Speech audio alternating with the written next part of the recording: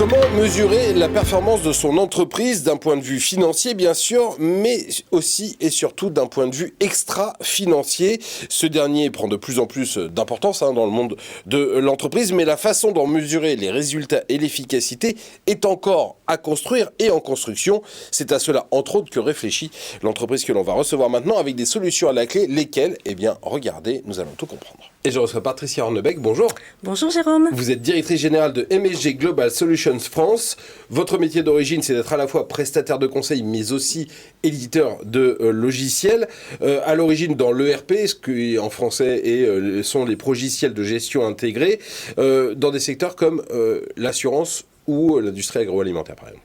Et oui, quasiment toutes les industries en fait, mais ça c'est notre origine, c'est notre DNA. Voilà, ça c'est l'origine de l'entreprise. Ouais. Et puis il y a un grand mouvement aujourd'hui dans lequel vous vous engouffrez, qui est de mesurer non plus seulement la performance financière de l'entreprise, mais aussi ce qu'on appelle la performance extra-financière. Ça rentre dans le cadre de la politique RSE.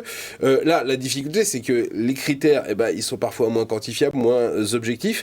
Et c'est là que vous intervenez avec vos solutions. Oui, parce qu'en fin de compte, pour mesurer l'empreinte carbone, par exemple, il faut aller depuis la matière première, il faut passer ensuite par la fabrication, par le transport, jusqu'au moment où on va vendre le produit, et même quand on va faire les services derrière les produits.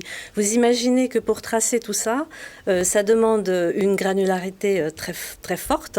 Il faut suivre vraiment la chaîne de valeur de bout en bout, et les entreprises aujourd'hui n'ont pas forcément des outils pour le faire. Alors, quand on parle de carbone, on voit très bien la chaîne. Et encore, la quantité de carbone, c'est quantifiable. Mais quand on parle, par exemple, de politique sociale, là, c'est encore plus compliqué, j'imagine. Là, on va être plus sur quel type d'activité font les personnes, quel âge elles ont, si ce sont des hommes, des femmes. Donc, c'est des critères, effectivement, un petit peu différents. Alors, comment tout cela rentre dans un logiciel? Comment vous permettez aux entreprises, finalement, de mesurer ces performances extra-financière? Alors, c'est très simple. À l'origine, c'est une grosse machine de calcul. Vous imaginez que nous avons à traiter de gros volumes de données. Donc, nous allons chercher les données partout. Aussi bien dans la vente, dans la production, au niveau financier. On croise tout ça et on peut travailler sur une performance qui soit à la fois financière. On va regarder les aspects coûts, notamment si on prend une matière première qui est durable, mais qui est beaucoup plus chère. Je pense à, par exemple, prendre du coton en production où on ne va pas avoir des enfants de moins de 6 ans qui travaillent, par exemple. Ça va coûter plus cher que de faire ça en Europe, par exemple. Ouais. Bon, il va y avoir un coût sur la marge. Donc l'idée, c'est de regarder comment on joue, quel est notre engagement durable, mais quel impact ça a aussi sur la marge et en temps réel pour prendre les bonnes décisions. Ça veut dire que ce sont des outils, ça va au-delà du simple fait de pouvoir dire qu'on est compliant, comme on dit maintenant, qu'on est dans les clous en matière de RSE. Ça aide aussi à piloter la performance du groupe au quotidien. Tout à fait. Puis en plus, ça donne de l'auditabilité et de la traçabilité, ce que les entreprises n'ont pas forcément.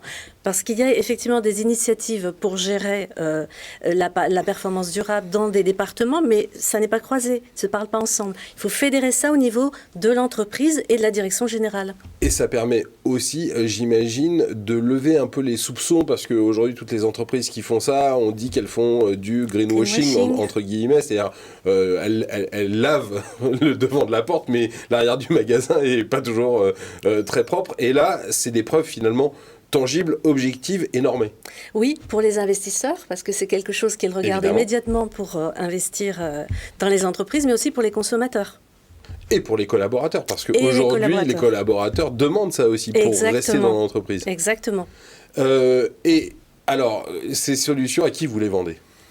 Tout le monde. C'est-à-dire tout type d'entreprise. Actuellement, on entend beaucoup parler de la politique de décarbonisation.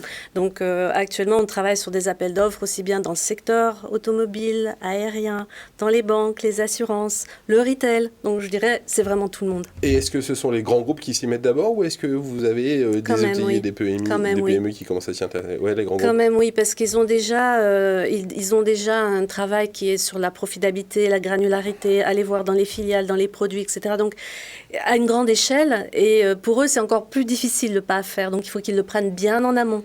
Eh ben voilà, c'est un sujet absolument passionnant. Merci beaucoup d'être venu nous en parler aujourd'hui. Patricia Hornebeck, directrice générale de MSG Global Solutions France. Merci à vous. Merci d'être venu aujourd'hui sur le plateau. Restez avec nous sur Demain TV. Tout de suite, un nouvel invité dans Demain Entreprendre.